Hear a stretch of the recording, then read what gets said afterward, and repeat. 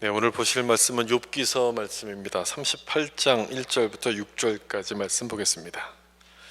우리 화면에 나오는 말씀 같이 보시면 되겠는데요. 자리에서 일어나셔서 한 절씩 교독하도록 하겠습니다. 그때 여호와께서 폭풍 가운데에서 욥에게 말씀하여 이르시되 생각을 어둡게 하는 자가 누구냐?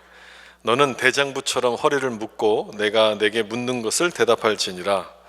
내가 땅에 기초를 놓을 때에 내가 어디 있었느냐? 내가 깨달아 알았거든 말할지니라. 누가 그것의 도량법을 정하였는지, 누가 그 줄을 그것의 위에 띄웠는지 내가 아느냐? 그것의 주추는 무엇 위에 세웠으며 그 모퉁이 돌은 누가 놓았느냐? 아멘. 거기까지입니다. 우리 앉으실 때 인사하면서 앉겠습니다. 말씀의 은혜 받으세요. 말씀의 은혜 받으세요. 아멘. 하나님의 답변 2라는 제목으로 말씀을 나누겠습니다. 2라고 제목을 붙인 것은요, 2021년 올해 시작할 때 이 말씀을 한번 나눴었기 때문에 그렇습니다.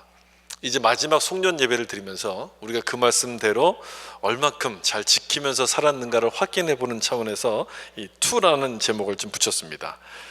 욥기 38장은 이제 욥의 그 마지막 부분이 시작하는 그 파트입니다.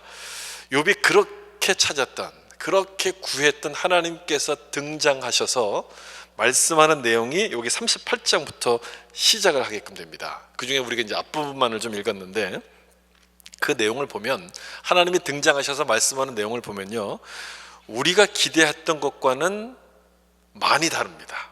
아주 많이 달라요.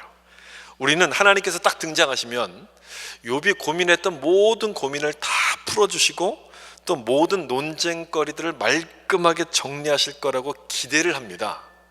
그런데 그렇지가 않아요. 오늘 내용을 읽어보시면 전혀 그런 내용이 나오지 않습니다. 6절까지만 읽었지만 여러분, 오늘 본문이 어떤 느낌으로 여러분들에게 다가오십니까? 욥의 고민에 대한 답을 주시는 겁니까? 아니면 욥을 꾸중하시는 것처럼 느껴지십니까? 꾸중처럼 아마 느껴질 거예요. 하나님은 욥에게 이런 걸 묻고 계시거든요. 땅의 기초를 누가 놓았는지 아느냐? 그걸 보았느냐? 이렇게 하나님이 물어보세요. 이상한 질문을 지금 하시는 거죠. 대답을 기대했거든요. 하나님의 응답을 기대했는데 이상한 질문들을 하시기 때문에 이 말씀이 꾸중하시는 것처럼 보이지만 우리에게는 굉장히 중요한 말씀입니다. 왜 중요한지 아십니까? 하나님이 주시는 응답이 어떤 것인가를 우리로 하여금 볼 수 있도록 하시기 때문에 그래요. 올 한 해 동안 여러분 많은 기도를 드리셨을 것 같아요. 많은 기도를 드리셨을 겁니다.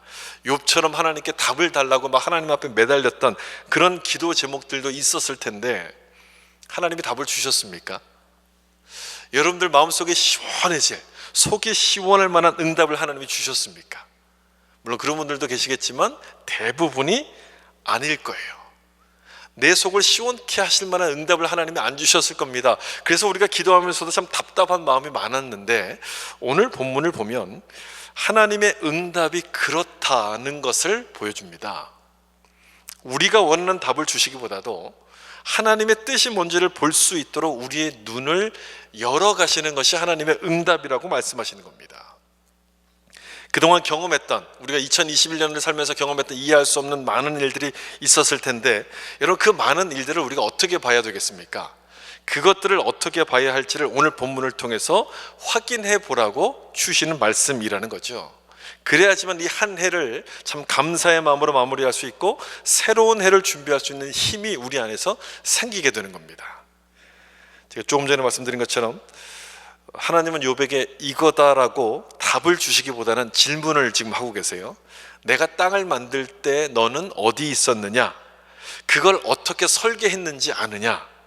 이런 질문을 하세요. 답은 안 주고 이런 질문을 하시는데, 그럼 이 말씀은 욥에게 주시는 응답입니까? 아니면 응답이 아닌 겁니까?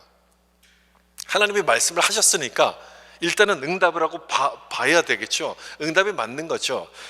그런데 응답처럼 보이지가 않는 거예요, 이 말씀이. 그러면 이 말씀을 통해서 우리가 뭘 생각해야 될 것인가? 왜 이런 응답을 하나님이 주셨지? 그리고 이 말씀 속에는 이 말씀 속에 들어있는 의미가 뭘까? 뭘 말씀하시려고 하는 것인지를 생각해 보셔야 되는 거죠. 분명히 말씀하신 건 맞는데 그 말씀이 내가 원하는 것과 다르다면 그 의미가 뭔가를 좀 생각해 봐야 되는 거죠. 그래야지만 내가 원하는 응답이 아니더라도 하나님의 뜻을 묵상하게 되고 우리의 믿음이 조금씩 자라가게끔 되는 겁니다. 오늘 읽었던 본문 중에 38장 3절을 좀 보시면, 너는 대장부처럼 허리를 묶고 내가 내게 묻는 것을 대답할지니라. 욥에게 하신 첫 번째 말씀이 바로 이 말씀인데, 대답하라 이렇게 말씀하세요.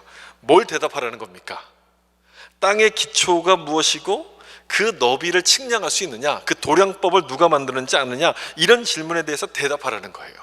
이걸 어떻게 대답합니까? 대답을 할 수가 없죠. 우리가 대답할 수 있는 질문이 이건 아닌 거죠.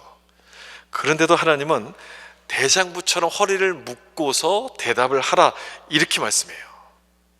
그래서 이 말씀이 좀 꾸중처럼 보이는 거예요. 느끼기에는요, 꾸중처럼 느껴지는 거예요. 이것도 모르면서 왜 나서니? 이렇게 꾸중하시는 것처럼 보이지만 하나님께서 마지막에 누구의 손을 들어주시냐면 욥의 손을 딱 들어주시거든요. 욥이 잘했다라고 이렇게 말씀해 주세요. 그걸 보면 꾸중이라고 하기보다는 뭔가 욥에게 권면해 주시는 말씀으로 보는 게 맞는 거죠. 따라서 이 3절은 문자 그대로 욥이 대장부처럼 행동할 것을 권면하시는 말씀인 겁니다. 너가 받은 고난 때문에 힘들다고 해서 막 불평하지 말고 너가 누군지를 좀 생각해 보고 그 모습에 맞도록 담대해져라, 이렇게 하나님께서 지금 권해주시는 말씀인 거예요. 여러분, 그동안 욥이 했던 불평이 뭡니까? 하나님 왜 나를 이렇게 힘들게 합니까? 이게 욥의 불평 아닙니까? 내가 뭘 하든 하나님께 무슨 해가 된다고 저를 이렇게 괴롭히십니까? 나 같은 자를 벌하신다고 해서 하나님께 뭐 조금 더 도움이 되는 게 아닌데 그냥 날 좀 봐주시면 안 됩니까? 이게 이제 요약하면 욥이 했던 불평의 내용들 아니겠습니까? 물론 고난이 너무 힘들다 보니까 아마 이런 투정 아닌 투정이 나왔겠죠. 그런데 하나님은 거기에 대해서 대장부처럼 대답하라 이렇게 말씀하세요. 여러분, 이 두 가지 모습을 좀 생각해 보세요. 참 정반대가 되는 모습이에요. 욥이 기대하는 모습과 하나님이 주시는 그 응답에 있어서 이 두 가지를 비교하면 차이점이 느껴지지 않습니까? 욥이 기대하는 건 뭡니까? 빨리 고난이 끝나는 걸 기대하는 거예요. 빨리 끝났으면 좋겠다. 원래 몸이 힘들면 아무 생각이 안 들잖아요. 이게 빨리 끝났으면 좋겠다, 이 생각밖에 안 들잖아요. 근데 하나님은 뭘 물어보시냐면, 내가 땅을 만들었다, 우박을 내리는 걸 넌 아느냐, 이 서리와 이슬 내리는 이 모든 것들을 아느냐, 이렇게 하나님이 물어보시는 거예요. 그걸 어찌 알겠어요? 모르죠. 알 수가 없죠. 그럼에도 하나님이 물어보시는 것은 아느냐 모르느냐를 확인하려는 것이 아니라 하나님이 일하시는 방식을 좀 설명해 주시려는 거예요. 내가 일하는 방식은 이런 거다, 그 방식을 깨닫고서 대장부처럼 인생을 살기를 원하신다는 것을 하나님이 여기서 지금 말씀해 주시려는 거죠. 이걸 아느냐 모르느냐, 그건 2차적인 문제예요. 하나님이 일하시는 방식을 좀 깨달으라, 이걸 좀 말씀해 주시고 싶은 거예요. 그래서 여기서 주목해 보셔야 될 것은 뭐냐면, 하나님이 욥에게 직접 말씀하신다는 거예요. 이 부분을 여러분 잘 보셔야 돼요. 하나님이 욥에게 직접 말씀하세요. 대화를 지금 나누시는 거예요. 욥하고 대화를 나누신다는 것은 욥을 대화 상대로 받아주신다는 그런 뜻인 거예요. 피조물이 아니라, 하나님이 만들어 놓은 그 피조물 중에 하나가 아니라 그 이상으로 여기신다는 뜻이죠. 그 이상. 여러분, 피조물 그 이상이면 뭐가 되겠습니까? 하나님이 만드신 창조물 중에서 가장 으뜸으로, 주인공으로서 이 욥을 지금 하나님이 대해 주신다는 그런 얘기인 거예요. 따라서 이 3절의 말씀은 욥, 너 자신을 알라, 이런 말씀을 주시는 거예요. 지금 욥, 너 자신이 누군지를 좀 알아야 된다, 이것을 지금 하시는 말씀이라는 거죠. 그동안 욥이 고민해왔던 문제가 바로 그것 아닙니까? 나는 의롭게 살았는데, 난 의인이라고 생각하면서 의롭게 살았는데 왜 이런 고난이 나에게 올까? 왜 나를 하나님이 이렇게 힘들게 하실까? 이게 이제 욥의 고민 아니었겠습니까? 고민 아니었겠습니까? 그런데 그 고민에 대한 답이 바로 이 말씀 속에 있는 거예요. 대장부가 되라고 말씀하심으로써 욥은 욥 자신이 생각하는 것보다도 훨씬 더 큰 존재라는 것을 하나님이 알려주시는 거예요. 훨씬 큰 존재. 땅의 기초를 만드신 하나님께서 욥에게 말씀하시고 인도하시고 대화하시는 이 모든 그런 존재가 된다는 것을 욥이 깨닫도록 창조 과정을 통해서 여기서 설명해 주시고 있다는 거죠. 여러분, 욥의 고난이 어떻게 시작됐는지 혹시 기억나십니까? 하나님이 욥을 잘해 주시니까 욥이 하나님을 잘 믿는 겁니다. 이렇게 사탄이 참소를 하잖아요. 그러면서 이 욥의 고난이 시작됐어요. 그러니까 사탄과 하나님과의 그 싸움에 욥이 이렇게 중간에 끼어가지고 고생하는 것처럼 보입니다. 모양새가 그렇게 보여요. 조금만 더 생각해 보시면, 한 걸음 좀 더 들어가 보면 하나님이 욥을 믿고 하나님이 욥을 믿어주신다는 것을 우리가 이 장면을 통해서 확인할 수 있어요. 욥을 통해서 뭘 지금 증명하시고 싶은 거냐면 하나님이 맞다는 것을 증명하시고 싶은 거예요. 그만큼 욥을 하나님이 믿어주신다는 얘기 아니겠습니까? 만약 여기서 욥이 실패하면 하나님도 틀린 게 되는 거예요. 그러니까 하나님으로서는 엄청난 모험인 거예요. 이 엄청난 모험을 하나님의 모든 명예를 지금 욥에게 올인하는 거예요. 올인 다 걸은 거예요, 욥에게. 그러면 여러분 3절 말씀이 이해가 되실 거예요. 왜 욥을 향해서 왜 대장부처럼 대답하라고 말씀하시는지가 이해가 되실 거예요. 욥을 그만큼 어떤 존재로 생각하신다는 거예요. 특별한 존재로 하나님이 대하신다는 것을 보여주시는 거죠. 욥에게 하셨던 첫 번째 바로 대답이 너는 대장부가 되라, 이 말씀인데, 조금 전에 설명드린 것처럼 이 말씀이면 욥이 고민했던 모든 문제들이 해결이 됩니다. 욥은 의인인 내가 왜 고난을 받는가, 이 문제를 고민했는데, 의인이라도 하나님의 뜻을 맡은 사람이라면 당연히 고난을 받는 거죠. 고난을 받을 수밖에 없어요. 우리는 그 모습을 누구를 통해서 봅니까? 예수님을 통해서 보지 않습니까? 예수님께서 왜 고난을 받습니까? 죄를 지어서 받습니까? 아니에요. 예수님은 아무 죄가 없음에도 불구하고 엄청난 고난을 받으셨어요. 그래서 예수님이 받으신 고난을 가리켜서 우리는 이해할 수가 없는 신비한 고난이라고 부릅니다. 여러분, 우리가 기도하면서도 마음이 편하지 않은 것은요, 바로 이 문제가 정리가 되지 않아서 그래요. 이 부분이 정리가 되지 않아서 우리가 늘 고민해요. 하나님은 우리가 대장부가 되길 원하시는데 우리는 뭐가 되길 원하냐면요, 나 편한 게 더 중요한 거예요. 내가 편하게 사는 게, 내 발이 이제 아프지 않는 게, 이게 더 중요한 거예요. 여러분, 그렇지 않습니까? 우리는 그렇게 생각하잖아요. 내가 누군지를 하나님과 다르게 알고 있는 겁니다. 그러다 보니까 하나님이 나에게 응답을 주셨음에도 불구하고 우리 마음이 늘 편하지가 않은 거예요. 불편한 거예요. 하나님이 우리를 어떻게 생각하실까? 야곱을 보면 우리가 알 수 있는데요, 여러분, 야곱이 야복강에서 천사와 씨름해서 이기고 새로운 이름을 받지 않습니까? 그 새로운 이름이 뭡니까? 야곱이 받았던 새로운 이름, 이스라엘이에요. 이스라엘이라는 이름을 받아요. 이스라엘은 하나님과 겨루어서 이겼다, 이런 뜻이 바로 이스라엘이라는 뜻이에요. 근데 진짜 이겼습니까? 진짜 야곱이 이겼습니까? 아니죠. 어떻게 인간이 하나님을 이길 수가 있겠습니까? 이길 수가 없어요. 그런데도 불구하고 이겼다라고 이렇게 말씀해 주신 거예요. 그럼 그 얘기는 무슨 뜻이냐? 하나님과 당당하게 겨룰 자로 하나님이 받아주셨다, 이런 뜻인 거예요. 야곱은 속이는 자라는 뜻이거든요. 야곱은 속이는 자인데 이제는 더 이상 그런 이름으로 불리지 말고 너를 이스라엘이라고 이렇게 바꿔주시면서 이제는 속이는 자가 아니라 나와 당당하게 겨룰 수 있는 자, 겨룰 수 있는 사람으로 내가 너를 대해주겠다, 그렇게 하나님이 말씀하시는 거예요. 그래서 이제는 나에게 와서 더 이상 구걸하고 비는 자가 아니라 당당하게 말할 수 있는, 당당하게 씨름할 수 있는 자가 되도록 하나님이 너를 만들어주신다, 이렇게 말씀하는 거죠. 여러분, 참 은혜가 되지 않습니까? 저는 이 장면을 쓰면서, 이 내용을 쓰면서 저도 막 은혜가 됐어요. 하나님 앞에서 당당하게 씨름할 수 있는 사람, 그렇게 우리를 대해주시는 거예요. 이거 얼마나 감사한 말씀이에요. 여러분, 어떤 사람이 하나님과 당당하게 씨름할 수 있는 사람이겠어요? 당당하게 나갈 수 있는 사람은 어떤 사람이겠습니까? 하나님을 아버지로 둔 아들 아니겠습니까? 아들만이 하나님 앞에 이렇게 당당하게 나갈 수 있는 거예요. 여기 3절 말씀에 대장부처럼 허리를 묶고 대답하라는 한 말씀이 바로 그런 뜻인 거예요. 욥, 너는 너가 생각하는 것보다도 훨씬 더 큰 사람이다, 하나님을 아버지로 둔 아들이다, 이런 뜻의 말씀이라는 거예요. 여러분, 하나님이 아버지시면 빌거나 구걸할 필요가 있겠습니까? 없죠. 빌 필요가 없어요. 구걸할 필요가 없어요. 당당하게 나아가서 이거 주세요, 이렇게 말하면 되는 거예요. 아들이니까 뭘 못하겠어요? 이거 주세요라고 이렇게 구하면 되는 거예요. 대장부처럼이라는 말씀이 바로 그걸 의미하는 말씀이에요. 넌 내 아들이다, 내 아들이니까 이제는 빌지 말고 당당하게 와서 구하라, 이걸 말씀하시는 거예요. 근데 문제는 우리가 그거를 모른다는 거예요. 우리가 그걸 모른다는 거예요. 우리가 들었지만 알지만 내 마음속까지 그 내용이 이렇게 속으로 들어오지 않는다는 거예요. 그래서 뭐라고 기도하냐면 하나님 그냥 복만 주세요. 복만 주세요. 복잡한 거 싫고요. 복잡한 거 잘 모르겠고요. 그냥 이 일만 잘 되면 됩니다. 요 문제만 해결되면 됩니다. 요 복만 주세요. 이렇게 우리가 기도를 하는 거예요. 하나님의 뜻을 이해하지 못하는 거죠. 하나님의 뜻을 이해하지 못하다 보니까 나는 대장부가 될 만한 그릇이 아니니까 그냥 이렇게 살래요. 편하게 살래요. 날 좀 가만 내버려 두세요라고 이야기를 하는 거예요, 하나님 앞에. 여러분, 그렇다면 교회 안 다니는 사람과 다른 점이 뭡니까? 교회를 나간다는 것 외에는 다른 점이 하나도 없는 것 아닙니까?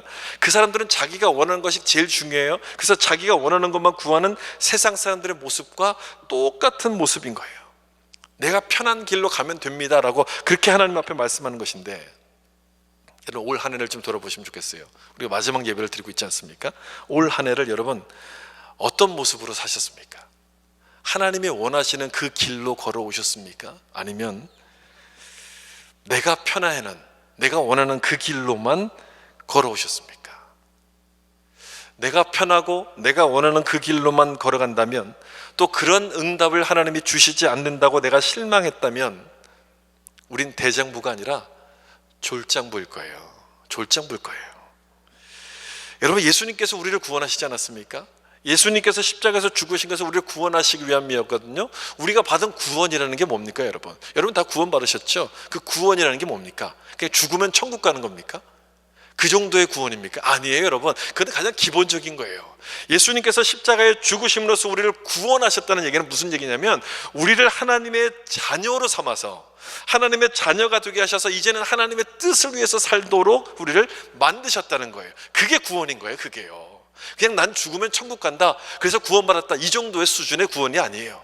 하나님의 자녀로 살 수 있도록, 하나님의 뜻을 이해하고 살아갈 수 있도록 우리를 그렇게 변화시키셨다는 뜻인데, 우리가 그런 사람인데 그냥 내가 편한 것만 찾고 잘 되는 것만 구한다면 교회를 안 다니는 사람과 여러분 뭐가 다른 겁니까? 다른 점이 하나도 없는 거죠. 요한복음 15장 15절 말씀 보시면, 여기 제가 상반절까지 적어놨는데, 이제부터 너희를 종이라 하지 아니하리니 종은 주인이 하는 것을 알지 못합니다. 이렇게 주님이 말씀하세요. 종은 주인의 뜻을 모르죠. 그래서 시키는 것만 하는 것이 종입니다.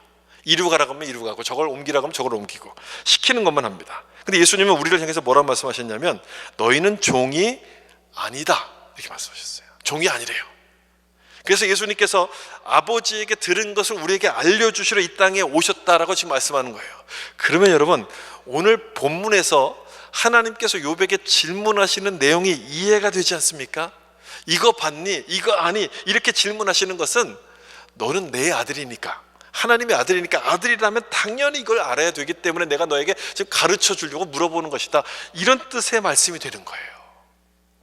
그냥 이상한 질문이 아니라 이 정도는 아들이라면 알아야 된다라고 해서 질문하시는 내용이라는 거예요. 종에게 명령을 합니다. 가르쳐 주지 않아요. 그냥 일만 시키면 되거든요. 그 일만 하면 되기 때문에 가르쳐 주지 않아요. 훈련이 필요 없죠. 그렇게 보면 누가 더 편하게 보이냐면, 종이 훨씬 더 편하게 보입니다. 그냥 시킨 것, 주인이 시킨 것을 그냥 다 끝내놓고 나면 방에 들어가서 그냥 쉬면 돼요. 근데 아들은 어떻게 합니까? 방에 들어가서 쉬려고 할 때 아버지가 부르죠. 아버지 뜻을 배워야 되니까. 얘 나 좀 보자, 일로 건너와라, 이렇게 불러요. 방에 들어가서 쉬고 싶은데 아버지가 부르는 거예요. 내가 놀고 싶은데 놀지 못하고 자꾸만 불러요. 그러니까 어떻게 합니까? 아버지 말씀을 듣기 싫어서 집을 나가는 거예요. 탕자가 되는 거예요.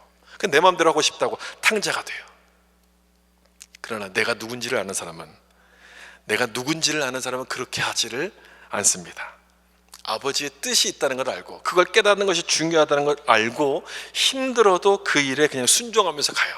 그걸 그대로 이렇게 참아요. 받아들여요. 여러분, 올 한 해를 좀 돌아보시면 좋겠어요. 올 한 해를 여러분 어떻게 보내셨습니까? 우리가 살아오면서 이해할 수 없는 일들이 우리 중간중간에 굉장히 많았는데, 그 많은 일들이 찾아오게 될 때 하나님의 큰 뜻을 믿고서 기다리는 대장부로 사셨습니까? 아니면 내가 원하는 응답을 안 주셔가지고 삐진 채로 가출한, 이제 기도도 안 할래, 교회도 안 나갈래, 하나님하고 이제 상관없습니다, 그렇게 생각하면서 살았던 졸장부로 사셨습니까? 어떻게 사셨습니까, 여러분, 올 한 해를? 이 대장부라는 말은 큰 자라는 뜻이죠. 위대하다는 뜻입니다. 여러분, 위대하다는 건 언제 위대하다는 걸 느낍니까? 뭔가 이렇게 스케일이 크고 웅장해야지만 위대하다는 걸 느낍니까? 그렇지 않습니다. 스케일 때문에 느껴지는 게 아니고요, 위대하다는 것은요, 어떤 상황이든지 절대 변하지 않는 것, 늘 그 모습, 늘 그 자리를 묵묵하게 지키는 것, 그런 상황 가운데서 우리가 위대함이 느껴지는 거예요. 아무리 작은 사람도요, 어떤 고난과 어떤 핍박이 와도 절대 마음이 변하지 않고 자기 길을 꿋꿋하게 지켜가면 그 속에서 위대함이 느껴지는 거거든요. 우리가 자연을 보면서 위대하다고 이야기하는 것은요, 왜 그렇습니까? 그게 웅장해서 그렇습니까? 물론 그것도 있지만 늘 똑같은 모습을 보여주기 때문에 위대함을 느끼는 거예요. 자연의 위대함. 내가 갔을 때 늘 그 자리에 그게 있는 거예요. 그 모습이요. 여러분, 기분 나쁘다고 해가 늦게 뜹니까? 오늘 내 말을 안 들었으니까 오늘 해가 안 뜰래, 그리고 해가 안 떠버립니까? 그런 일은 없습니다. 좋으나 싫으나 자연은 언제나 똑같은 모습을 보여주기 때문에 자연의 위대함을 우리가 느끼는 거거든요. 대장부가 되려는 것도 마찬가지 말씀이에요. 똑같은 말씀인 거예요. 내가 원하는 응답을 주시면 막 좋아하고, 그게 아니면 토라지는 그런 모습이 아니라 한결같이 하나님을 신뢰하는 모습이 되라, 그 말씀인 거예요. 한결같이. 한 해를 마무리하고 새 해를 준비하고 있는 이 우리들에게 하나님이 원하시는 것은 여러분 너무너무 분명합니다. 분명해요. 바로 이 말씀인 거예요. 내 소원을 이루기 위해서 애쓰는 것보다는 아버지 뜻이 무엇인지를 알고 그 뜻을 이루기 위해서 순종하는 한결같은 믿음의 대장부가 되기를 하나님이 원하시는 거예요. 여러분, 그걸 기억하셔서 어떤 상황에서도 믿음이 변치 않는 그런 믿음의 대장부들이 될 수 있기를 주님의 이름으로 축복합니다. 38장 1절 말씀 볼까요? 욥기 38장 1절. 그때 여호와께서 폭풍 가운데서 욥에게 말씀하여 이르시되, 하나님께서 욥에게 딱 등장하실 때 폭풍 속에서 등장을 딱 하시고 말씀하십니다. 여기서 말씀하시면서 뭐 눈 곡간을 받느냐, 우박 창고를 받느냐, 뭐 이런 여러 가지 일들, 이상한 말씀들을 많이 하세요. 기상 현상에 대해서 이렇게 설명하시는 내용들이거든요. 근데 이 말씀의 요지가 뭐냐면 이겁니다. 이 모든 일들이 우연히 일어나는 것이 아니라 하나님의 섭리 가운데서 하나님이 주관해서 움직여 가신다는 것을 말씀하는 그런 내용들이에요. 그런 의미, 그런 생각을 가지고 1절 말씀을 다시 한번 본다면, 폭풍우 속에서 말씀하신다는 얘기는 두 가지 의미로 우리가 이해할 수 있어요. 하나는 폭풍 속에서도 하나님이 일하신다. 그리고 또 하나는 폭풍처럼 하나님이 일하신다. 이런 의미로 우리가 받아들일 수 있어요. 이 말씀을 여러분 삶에 적용시켜 본다면 굉장한 의미가 될 겁니다. 굉장한 은혜가 될 거예요. 내가 지나왔던 시간들을 쭉 돌이켜볼 때 얼마나 폭풍 같은 일들이 많았습니까? 근데 그걸 다 뚫고서 지금 이 자리까지 가운데 온 것 아닙니까? 하나님께서 이렇게 일하신다는 것을 우리 삶을 통해서 말씀해 주시는 거죠. 욥은 하나님이 계시다면 어찌 이런 일들이 일어날 수 있습니까? 이렇게 막 하나님 앞에서 불평했어요. 하나님 도대체 어디 계신 겁니까? 이렇게 막 불평했어요. 이때 하나님께서 폭풍 속에서 등장을 딱 하세요. 폭풍 속에서.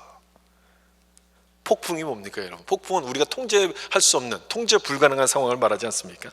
다시 말하면 하나님이 안 계신 것 같은 상황이 폭풍인데, 거기서 하나님이 말씀하시는 거예요. 거기서 말씀하심으로써 나는 너가 없다고, 내가 없다고 생각하는 그 순간에도 난 거기 있었다는 것을 하나님이 말씀해 주시는 거예요. 하나님이 없다고 느끼는 그 순간에도 나는 계속 거기 있었다. 이걸 보여주시는 말씀인 거죠. 여러분, 올 한 해를 지나면서 그런 적이 있지 않았습니까? 하나님이 안 계신 것처럼 느껴질 때, 내가 내 힘으로 뭔가 할 수 없고 통제가 안 되는 그런 인생의 폭풍을 만나면 하나님이 안 계신 것처럼 막 느껴지잖아요. 여러분, 그런 순간들이 있었을 거예요. 한번 생각해 보세요. 그런 때가 아마 있었을 거예요. 그때 뭐라고 생각하셨습니까? 뭐라고 답답해 하셨습니까? 하나님은 도대체 어디 계신 거야? 내가 열심히 기도하는데도 왜 하나님이 나를 안 도와주시지? 여러분, 그런 생각 때문에 참 힘들지 않았습니까? 근데 이 말씀을 좀 보세요. 11절 말씀이에요. 여기 한번 같이 읽어볼까요? 이르기를 내가 여기까지 오고 더 넘어가지 못하리니 여기서 그칠지니라 하였노라. 아멘.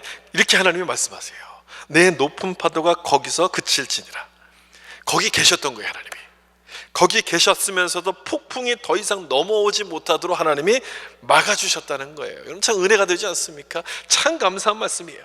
폭풍이 내 인생에 폭풍이 막 불어와가지고 하나님이 안 계신 것처럼 나는 느끼고 있었는데 하나님은 그 순간에도 역시 일을 하고 계셨다는 거예요. 더 이상 넘어오지 못하도록 딱 거기까지만 오도록 하나님이 막아주시고 계셨다는 거예요. 19절도 보세요. 어느 것이 광명이 있는 곳으로 가는 길이냐, 어느 것이 흑암이 있는 곳으로 가는 길이냐. 밤을 말하고 낮을 말하는 말씀인데, 밤이 두려운 것은 보이지 않기 때문에 두려운 것 아닙니까? 캄캄해서 아무것도 안 보이기 때문에 두려운데, 그래서 인생의 어려움들을 표현할 때 밤으로서 많이 비유들을 하죠. 밤도 역시 하나님이 없는 것처럼 느껴지는 순간이 밤입니다. 근데 이 말씀을 보면 어느 것이 흑암이 있는 곳으로 가는 길이냐, 흑암, 밤이나 낮이나 누가 주관하시냐고 말씀하냐면 하나님께서 모든 것을 주관하시는 것, 밤도 하나님이 주관하신다는 그 말씀인 거예요.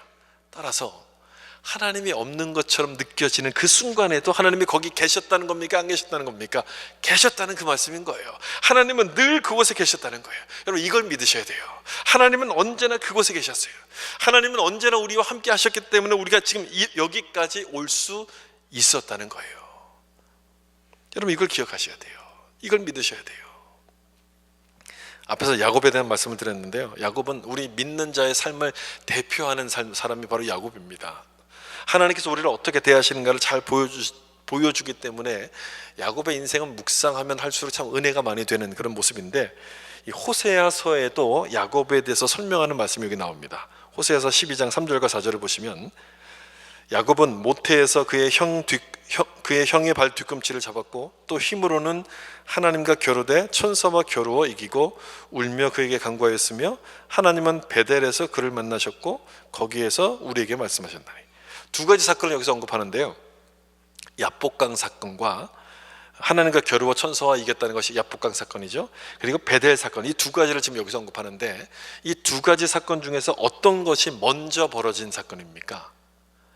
베델 사건이 먼저 벌어진 사건이거든요. 베델, 야곱이 형의 장자권을 가로챈 다음에 보복할 것이 두려워가지고 외삼촌 집으로 도망을 가잖아요. 도망가다 잠깐 잠이 들었던 곳이 베델이라는 곳이에요. 그때 잠들었을 때 하나님이 찾아오셔서 내가 너와 함께 할 것이고 너를 돌아오도록 만들 것이라고 약속을 주십니다. 그게 이제 베델 사건이거든요. 순서상 베델이 먼저고 야복강 사건이 나중이에요. 근데 여기 말씀을 보면, 호세아서 말씀을 보면 이 두 가지를 바꾸어서 기록합니다. 정상적인 순서대로 기록하지 않고 이 순서를 임의로 바꾼 것은 뭔가를 말씀하려고, 뭔가를 전하기 위해서 이 순서를 바꾼 것 아니겠습니까? 여러분 뭘 이야기하려고 하는 걸까요? 야복강에서 천사와 씨름하면서 하나님을 만났습니다. 그리고 이스라엘이라는 이름을 받았어요. 그럼 그때 야곱이 하나님을 만난 것처럼 보이죠. 그 전까지는 하나님이 함께 하시지 않은 것처럼 느껴지지만 여기서 베델에서 약속을 주셨다는 얘기를 그 뒤에 붙임으로써 그 전부터, 야복강에서 만나기 전부터 언제나 베델의 약속대로 하나님이 함께 하셨다는 것을 강조하시려는 말씀인 거예요. 야곱이 외삼촌 집에서 힘들어하는 그 순간에도 하나님은 계속해서 함께 하고 계셨다는 것을 강조하시기 위해서 이 순서를 이렇게 이제 바꿔서 기록하고 계신 것이죠. 베델의 약속대로 나는 너와 늘 함께 하고 있었다, 이걸 지금 보여주시고 싶은 그런 말씀인 거예요. 더 놀라운 것은요, 뭔지 아십니까? 더 놀라운 것은요, 이 약속을요 야곱이 태어나기 전부터 하나님은 하셨다는 거예요. 이게 더 놀라운 부분이에요. 뭐라고 리브가의 뱃속에 이제 쌍둥이가 딱 임신했을 때 하나님이 뭐라고 말씀하셨습니까? 큰 자가 어린 자를 섬길 것이다. 이미 말씀하셨어요. 태어나기 전부터. 그 약속을 베델에서 구체적으로 보여주신 거예요. 그렇다면 여러분, 야곱이 혼자라고 생각하는 그 순간에도 하나님이 함께 하셨던 겁니까? 안 하셨던 겁니까? 함께 하셨던 거예요. 함께 하셨던 거예요. 근데 그걸 야곱이 깨닫지 못한 거예요. 야곱이 깨닫지 못하고 늘 힘들어하고 불평하고 야복강까지 와서 힘들어하니까 하나님이 천사를 보내서 씨름을 걸어가지고 내가 너와 늘 함께 하고 있었다는 것을 깨닫게 해주시는 거예요. 욥도 마찬가지였다는 거예요. 욥이 어떻게 하는지를 가만히 지켜보다가 마지막 순간에 하나님께서 딱 나타나신 것이 아니라 욥이 힘들어서 하나님이 없다고 느끼는 그 순간에도 하나님은 계속해서 욥과 함께 일을 하고 계셨다는 거예요. 욥과 함께 하셨다는 거예요. 폭풍에서 말씀하신 것의 두 번째 의미가 바로 그거죠. 하나님은 폭풍 속에서도 일하셨고 또 폭풍처럼 일하고 계신다는 것을 말씀하시는 거예요. 폭풍처럼. 여러분, 이 폭풍이라는 게 얼마나 강력합니까? 무섭습니까? 맹렬합니까? 하나님은 욥을 위해서 그렇게 강력하게 일하고 계셨다는 것을 말씀해요. 욥은요, 하나님이 없다고 느꼈지만 하나님은 폭풍처럼 강력하게 일하고 계셨어요. 욥을 위해서요. 강력하게. 중요한 것은 뭐냐면 욥을 위해서도 그렇게 하셨고 야곱을 위해서 그렇게 하셨다면 그 하나님께서 우리에게는 어떻게 하시겠느냐, 그거 아니겠습니까? 이 부분이 중요한 거거든요. 여러분, 어떻게 하시겠어요? 욥을 위해서도 그렇게 하셨고 야곱을 위해서도 그렇게 하셨으면 우리를 위해서 어떻게 하시겠습니까? 당연히 그렇게 하실 거예요. 아멘입니까? 당연히 그렇게 하실 거예요. 우리를 위해서도 하나님께서는 폭풍처럼 강력하게 일하심을 우리가 믿어야 되는데 우리가 그걸 잘 못 믿는다는 게 문제예요. 잘 모른다는 게 문제예요. 모르니까 어떻게 합니까? 하나님이 계신다면, 내가 열심히 기도했는데 하나님이 계신다면 이럴 수 있습니까? 이렇게 막 불평이 나오는 거예요. 그걸 못 믿으니까, 그걸 믿지 못하니까, 깨닫지 못하니까 하나님께 막 불평하는데, 그래서 우리 가운데 이 욥기 말씀을 주신 것이고 야곱에 대한 말씀을 우리 가운데 주시는 거예요. 그걸 자꾸 보라고 말씀하시는 거예요. 우리가 불평하는 그 순간에도 하나님은 적당히 일하시는 게 아니라 폭풍처럼 강력하게 우리를 위해서 일하신다는 거예요. 여러분, 그렇게 한번 생각해 보시면 좋겠어요.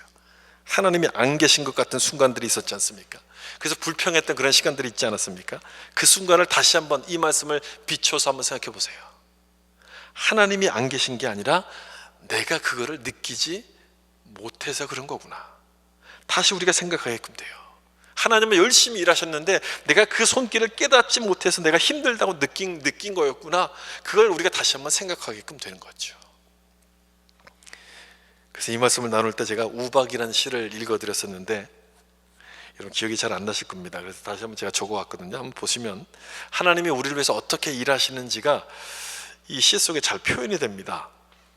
하늘에 무슨 슬픈 일이 저리 있어서 또 누구의 서러운 죽음이 있어서 저리도 눈물마저 단단해져서 배추밭에 우박으로 쏟아지는가. 나는 퍽퍽 구멍 뚫리는 배추잎이 되어 쏟아지는 우박마다 껴안고 나뒹군다.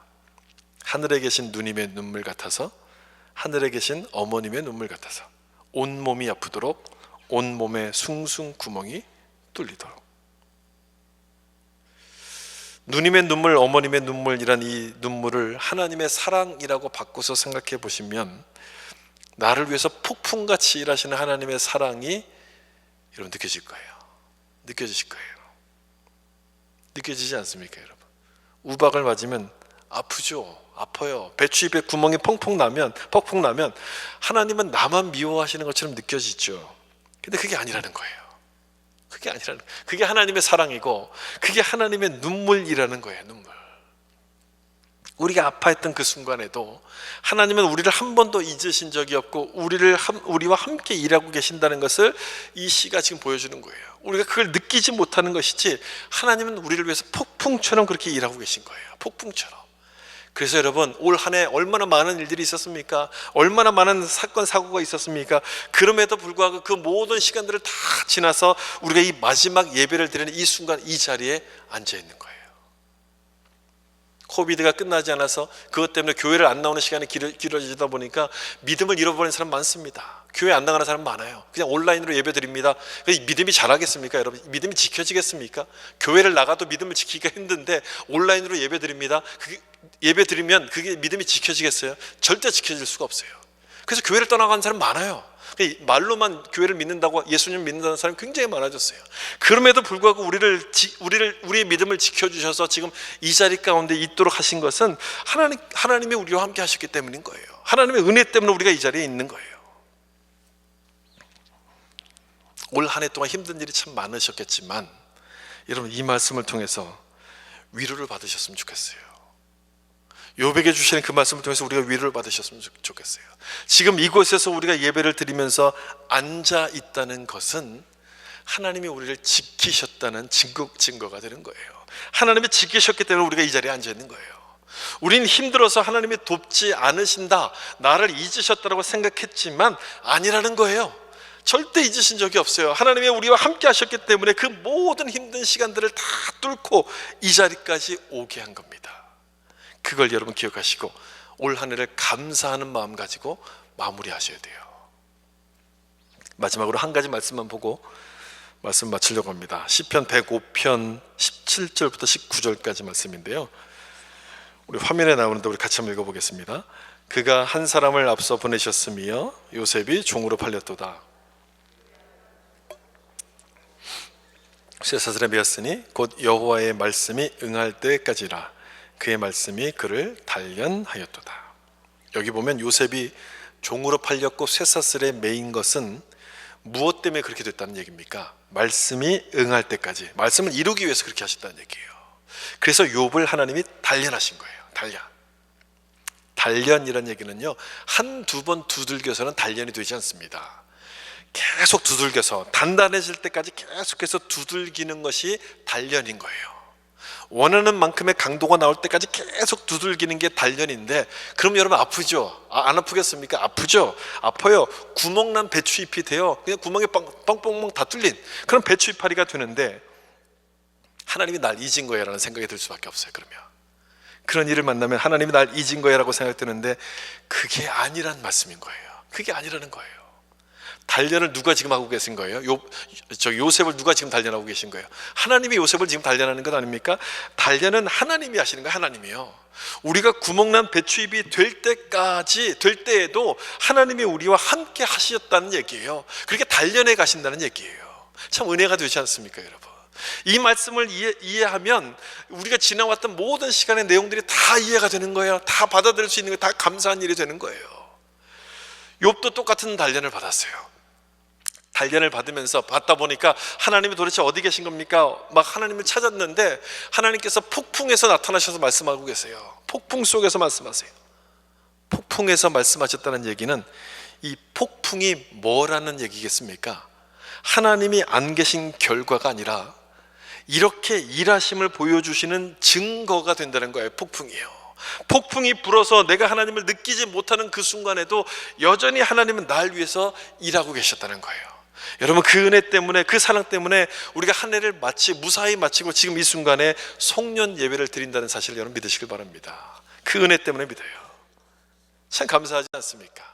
그 은혜와 그 사랑 때문에 우리가 이곳까지 온 거예요. 제가 그때 욥기 말씀을 드릴 때 이 말씀을 참 많이 드렸어요. 우린 망할 것 같아도 망하지 않고 죽을 것 같아도 죽지 않는다. 그 말씀을 여러 번 드렸어요. 여러 번. 다시 한번 여러분 생각해 보세요. 올 한 해 동안 얼마나 많은 일들이 있었습니까? 그 일들 때문에 내가 망할 것 같았는데 망하지 않았어요. 그 힘든 일 때문에 내가 죽을 것 같았는데 죽지 않았어요. 폭풍을 만났음에도 불구하고 쓰러지지 않고 이 자리까지 왔어요. 하나님이 우리를 붙들어 주신 결과예요.